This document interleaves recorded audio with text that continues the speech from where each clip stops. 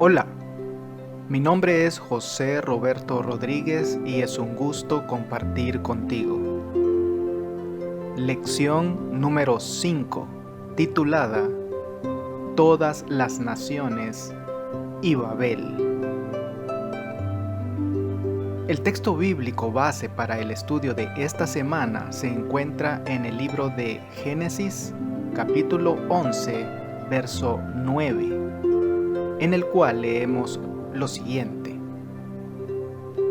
Por esto fue llamado el nombre de ella Babel, porque allí confundió Jehová el lenguaje de toda la tierra, y desde allí los esparció sobre la faz de toda la tierra. Después del diluvio, cambia el enfoque del relato bíblico, del personaje único Noé a sus tres hijos, Sem, Cam y Jafet. La atención especial puesta en Cam, el padre de Canaán, introduce la idea de Canaán, la tierra prometida, un anticipo de Abraham cuya bendición llegaría a todas las naciones. Sin embargo, la Torre de Babel rompe el linaje. Una vez más, los planes de Dios para la humanidad se ven interrumpidos. Las naciones se unen para tratar de ocupar el lugar de Dios. Dios responde con juicio sobre ellas, y mediante la confusión resultante, la gente se esparce por todo el mundo, y cumple así el plan original de Dios de llenar la tierra. Finalmente, a pesar de la maldad humana, Dios transforma el mal en bien. Como siempre, Él tiene la última palabra. La maldición de Cam en la tienda de su padre y la maldición de las naciones confundidas en la Torre de Babel, con el tiempo se convertirán en una bendición para las naciones. Leamos Génesis, capítulo 9, versos 24 al 27. Y despertó Noé de su embriaguez, y supo lo que le había hecho su hijo más joven, y dijo: Maldito sea Canaán, siervo de siervos será a sus hermanos. Dijo más: Bendito por Jehová mi Dios sea Sem, y sea Canaán su siervo. Engrandezca Dios a Jafet, y habite en las tiendas de Sem, y sea Canaán su siervo. ¿Cuál es el mensaje de esta extraña historia? El acto de Noé en su viñedo nos recuerda a Adán en el jardín del Edén. Las dos historias contienen temáticas en común: comer del fruto y terminar desnudos. Luego, algo para cubrirse, una maldición y una bendición. Noé se vuelve a conectar con sus raíces adámicas y lamentablemente reanuda esa historia fallida. La fermentación de la fruta no era parte de la creación original de Dios. Noé cedió a la bebida, luego perdió el dominio propio y se desnudó. El hecho de que Cam vio su desnudez hace alusión a Eva, quien también vio el árbol prohibido. Este paralelismo sugiere que Cam no solo vio furtivamente, por accidente, la desnudez de su padre, salió por ahí a contarlo, sin siquiera intentar atender el problema de su padre. En contraste, la reacción inmediata de sus hermanos de cubrir a su padre, mientras que Cam lo dejó desnudo, denunció implícitamente las acciones de Cam. La cuestión en juego aquí tiene más que ver con el respeto a los padres. Deshonrar a los padres, que representan su pasado, afectará su futuro. De ahí la maldición que influirá en el futuro de Cam y en el de su hijo Canaán. Por supuesto, es un grave error teológico y una ofensa ética utilizar este pasaje para justificar teorías racistas contra cualquiera. La profecía se restringe estrictamente a Canaán, el hijo de Cam. El autor bíblico tiene en mente algunas de las prácticas corruptas de los cananeos. Además, la maldición contiene una promesa de bendición. En un juego de palabras con el nombre Canaán, que deriva del verbo caná, que significa someter. Es mediante el sometimiento de Canaán que el pueblo de Dios, los descendientes de Sem, entrará en la tierra prometida y preparará el camino para la venida del Mesías, quien engrandecerá a Jafet en las tiendas de Sem. Esta es una alusión profética a la expansión del pacto de Dios hacia todas las naciones que aceptarán el mensaje de salvación de Israel para el mundo. De hecho, la maldición de Cam será una bendición para todas las naciones, incluyendo a los descendientes de Cam y Canaán que acepten la salvación que les ofrece el Señor.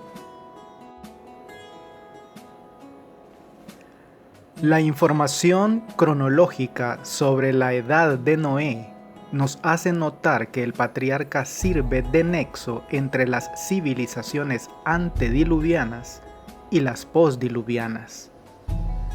Los dos últimos versículos de la historia anterior nos remontan al último eslabón de la genealogía de Adán. Debido a que Adán murió cuando Lamec, el padre de Noé, tenía 56 años, seguramente Noé escuchó historias acerca de Adán, que quizá transmitió a sus descendientes antes y después del diluvio.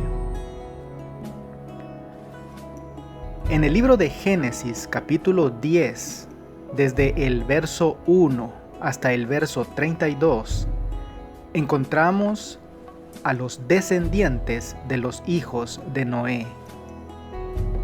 ¿Cuál es el propósito de esta genealogía en la Biblia? La genealogía bíblica tiene tres funciones.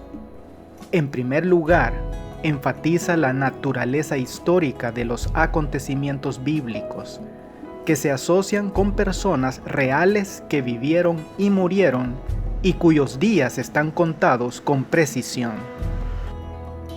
En segundo lugar, demuestra la continuidad desde la antigüedad hasta la época contemporánea del autor, estableciendo un vínculo claro entre el pasado y el presente. En tercer lugar, nos recuerda la fragilidad humana y el trágico efecto de la maldición del pecado y sus mortíferos resultados sobre todas las generaciones subsiguientes. Fíjate que la clasificación de camitas, semitas y jaféticos no sigue un criterio claro. Las 70 naciones prefiguran a los 70 miembros de la familia de Jacob y a los 70 ancianos de Israel en el desierto. La idea de una correspondencia entre las 70 naciones y los 70 ancianos sugiere la misión de Israel hacia las naciones. Cuando el Altísimo hizo heredar a las naciones, cuando hizo dividir a los hijos de los hombres, estableció los límites de los pueblos según el número de los hijos de Israel.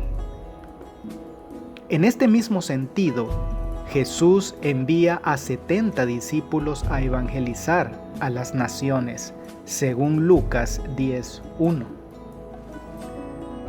Lo que esta información nos muestra es el vínculo directo entre Adán y los patriarcas.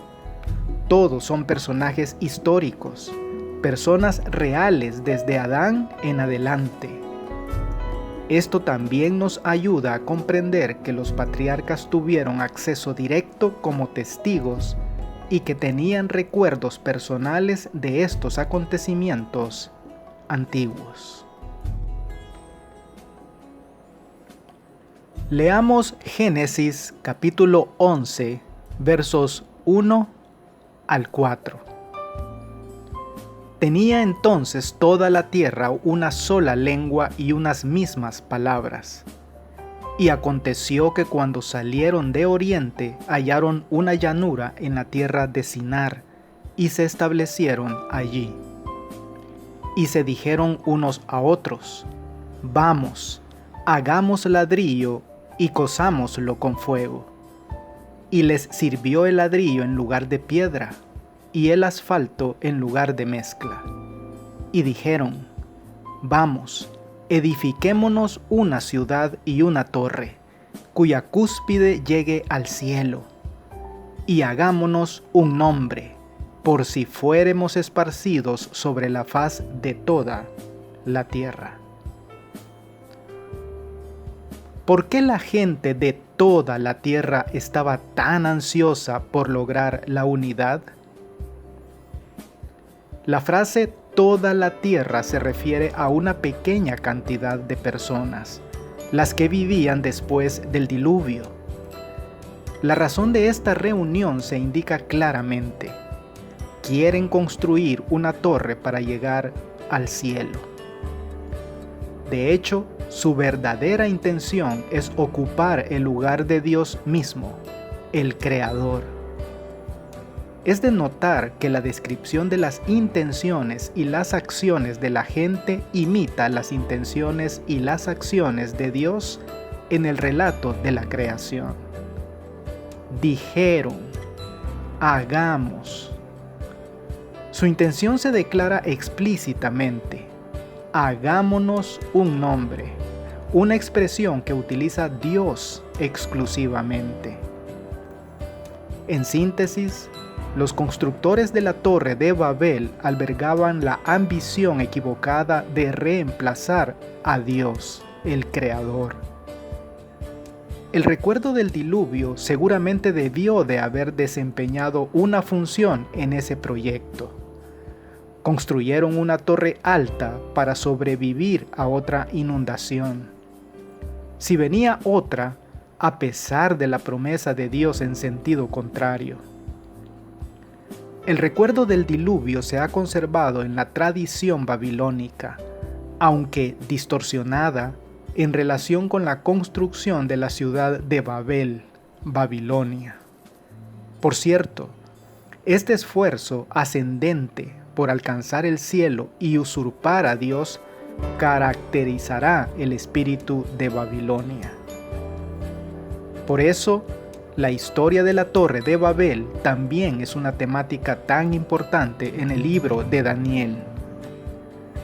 La referencia a Sinar, que introduce la historia de la Torre de Babel, reaparece al comienzo del libro de Daniel para designar el lugar donde Nabucodonosor ha llevado los utensilios del templo de Jerusalén. Entre muchos otros pasajes del libro, el episodio de Nabucodonosor al elegir la estatua de oro, probablemente en el mismo lugar, en la misma llanura, es el más ilustrativo de esta tesitura. En sus visiones del tiempo del fin, Daniel ve la misma coyuntura cuando las naciones de la tierra se reúnen para lograr la unidad contra Dios. Aunque este intento fracasa, al igual que el de Babel. Leamos Génesis capítulo 11, versos 5 al 7. Y descendió Jehová para ver la ciudad y la torre que edificaban los hijos de los hombres. Y dijo Jehová: He aquí el pueblo es uno, y todos estos tienen un solo lenguaje. Y han comenzado la obra, y nada les hará desistir ahora de lo que han pensado hacer. Ahora pues, descendamos y confundamos ahí su lengua para que ninguno entienda el habla de su compañero. Salmos capítulo 139, versos 7 y 8. ¿A dónde me iré de tu espíritu? ¿Y a dónde huiré de tu presencia? Si subiere a los cielos, ahí estás tú. Y si en el Seol hiciere mi estrado, he aquí, allí tú estás. ¿Por qué Dios descendió a la tierra? ¿Cuál fue el hecho que motivó esta reacción divina? Irónicamente, aunque los hombres estaban subiendo, Dios tuvo que bajar hasta ellos. El descenso de Dios es una confirmación de su supremacía. Dios siempre estará más allá de nuestro alcance humano. Cualquier esfuerzo humano por subir hasta Él y encontrarnos con Él en el cielo es inútil y ridículo. No cabe ni la menor duda.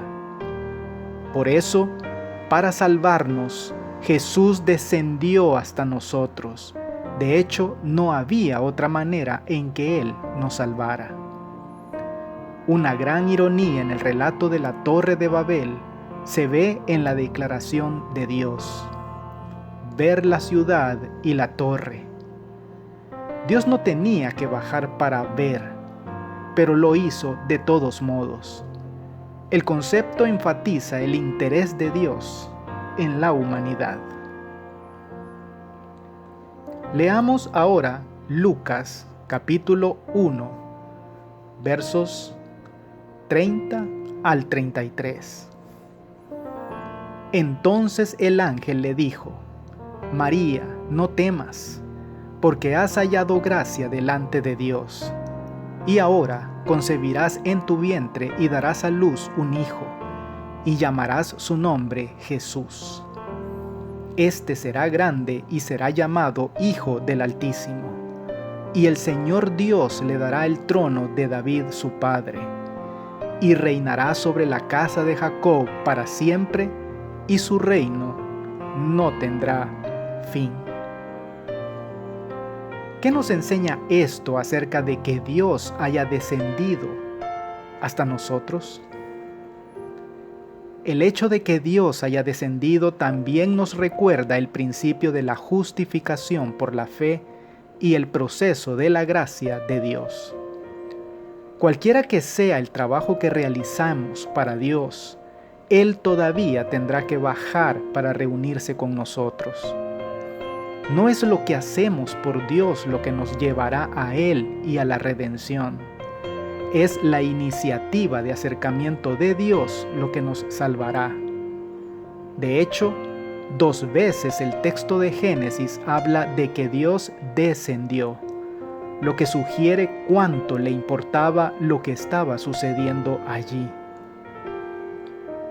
Según el pasaje, el Señor quería poner fin a esa unidad profundamente arraigada, que, por ser seres caídos, solo podría conducir a una maldad cada vez mayor. Por eso decidió confundir su lengua, lo que pondría fin a su estrategia de unificación. Los planes de los constructores de la Torre de Babel terminaron en vergüenza y derrota. El monumento de su orgullo llegó a ser el memorial de su locura. Pero los hombres siguen hoy el mismo sendero. Dependen de sí mismos y rechazan la ley de Dios. Es el principio que Satanás trató de practicar en el cielo, el mismo que siguió Caín al presentar su ofrenda. Leamos ahora Génesis capítulo 11, versos 8 y 9. Así los esparció Jehová desde allí sobre la faz de toda la tierra, y dejaron de edificar la ciudad. Por esto fue llamado el nombre de ella Babel, porque allí confundió Jehová el lenguaje de toda la tierra. y desde ahí los esparció sobre la faz de toda la tierra. Génesis capítulo 9, verso 1. Bendijo Dios a Noé y a sus hijos y les dijo: fructificad y multiplicaos, y llenad la tierra. Comparemos esto ahora con Génesis capítulo 1, verso 28. Y los bendijo Dios y les dijo: fructificad y multiplicaos, llenad la tierra y sojuzgadla, y señoread en los peces del mar, en las aves de los cielos, y en todas las bestias que se mueven sobre la tierra. ¿Por qué es redentora la dispersión que provocó Dios? El propósito y la bendición de Dios para los seres humanos era: multiplicaos y llenad la tierra. En contra del plan de Dios, los constructores de Babel prefirieron permanecer juntos como un solo pueblo. Una de las razones por las que dijeron que querían construir la ciudad era para que no fueran esparcidos sobre la faz de toda la tierra. Se negaban a mudarse a otro lugar, tal vez porque creían que juntos serían más poderosos que estando separados y dispersos. Y, en cierto sentido, tenían razón. Lamentablemente, trataron de utilizar su poder unificado para el mal, no para el bien. Hagámonos un nombre, dijeron, un poderoso reflejo de arrogancia y orgullo. Por cierto, siempre que los seres humanos, en abierto desafío a Dios, quieran hacerse un nombre, seguramente no saldrá bien. Nunca resultó. Por ende, en un juicio contra su rebeldía total, Dios los esparció sobre la faz de toda la tierra, exactamente lo que no querían que sucediera. Curiosamente, el nombre Babel, que significa puerta de Dios, tiene relación con el verbo balal, que significa confundir. Debido a que querían llegar a la puerta de Dios, porque se consideraban Dios, terminaron confundidos y con mucho menos poder que antes. Los hombres de Babel habían decidido establecer un gobierno independiente de Dios. Sin embargo, había algunos entre ellos que temían al Señor, pero que habían sido engañados por las pretensiones de los impíos y enredados por sus ardides. Por amor a estos, el Señor retardó sus juicios y dio tiempo a los seres humanos para que revelasen su carácter verdadero. A medida que eso se cumplía, los hijos de Dios obraban por hacerles cambiar sus propósitos, pero aquellos estaban plenamente unidos en su atrevida empresa contra el cielo. Si no se los hubiera reprimido, habrían desmoralizado al mundo cuando todavía era joven. Su confederación se fundó en la rebelión. Era un reino que se establecía para el ensalzamiento propio, en el cual Dios no iba a tener soberanía ni honor. Decidieron construir allí una ciudad y en ella una torre de tan estupenda altura.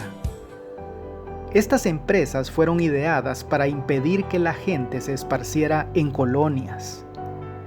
Dios había mandado a los hombres que se diseminaran por toda la tierra, que la poblaran y que se enseñoreasen de ella.